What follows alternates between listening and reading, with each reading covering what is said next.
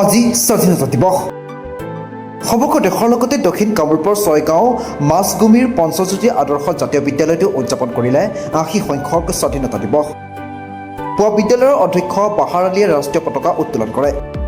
ইয়াৰ পিছতেই বিদ্যালয় প্ৰাংগণত ছাত্ৰ-ছাত্ৰীসকলে কবিতা আবৃত্তি, নাটক, দেশপ্ৰেমমূলক গীত, নৃত্যৰ লগতে বিভিন্ন ধৰণৰ কাৰ্যসূচী ৰূপায়ণ কৰে। মই অসম তথা সমগ্ৰ ভাৰতবাসীৰ ৮০তম স্বাধীনতা দিৱসৰ আন্তৰিক শুভেচ্ছা জ্ঞাপন কৰিছোঁ। আমাৰ পঞ্চজ্যোতি আদৰ্শ জাতীয় বিদ্যালয়ৰ তৰফৰ পৰা আজি দিনজোৰা কাৰ্যসূচীৰে এখন কাৰ্যসূচী আৰম্ভ কৰিছোঁ। ৰাতিপুৱা ৭ বজাত পতাকা উত্তোলন, পেৰেড আদি অনুষ্ঠানেৰে লগতে জিকিৰ, কোৰাণ পাঠ, জিকিৰ, বৰগীত, লোকগীত, লোকসংগীত, নৃত্য আদি কাৰ্যসূচীৰে আমি ভাৰতবাসীক এটা শিক্ষামূলক বাৰ্তা দিবলৈ আমি প্ৰয়াস কৰিছোঁ। আশা কৰিছোঁ আমাৰ এই কাৰ্যসূচীত আমাৰ ভাৰতবাসীৰ কাৰণে বা আমাৰ যিটো এনাজৰী, এই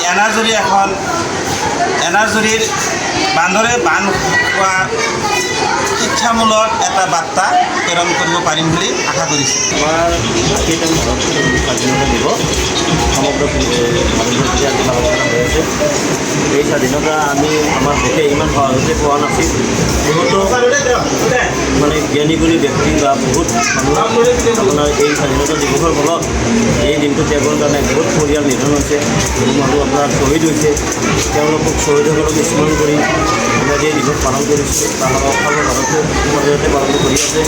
লগতে আমাৰ চাৰে কৰি গৈছে ইতিমধ্যে এই দিৱসৰ উপলক্ষে আমি বিভিন্ন শিক্ষামূলক প্ৰতিযোগিতা আমি আয়োজন কৰিছোঁ।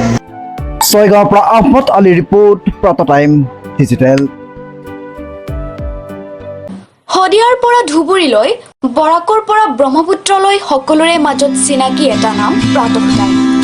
থলুৱা ভাষা, কৃষ্টি আৰু সত্য বাতৰিৰ আধাৰত প্ৰতিষ্ঠিত খবৰ প্ৰাতঃ টাইমৰ প্ৰতিটো বা বাতৰি পুংখানুপুংখভাৱে চাবলৈ Facebook, YouTube, website, Twitter, Instagram আৰু ব্লগাৰ পেজত লাইক আৰু ফ'ল' কৰক। ধন্যবাদ। অসমৰ সংবাদ জগতখনৰ বাবে এক সুখবৰ। আপোচবিহীন ৰাইজৰ কণ্ঠ সাপ্তাহিক কবচ নৰূপ নসাজেৰে পুনৰ এবাৰ অসমৰ ৰাইজৰ মাজলৈ।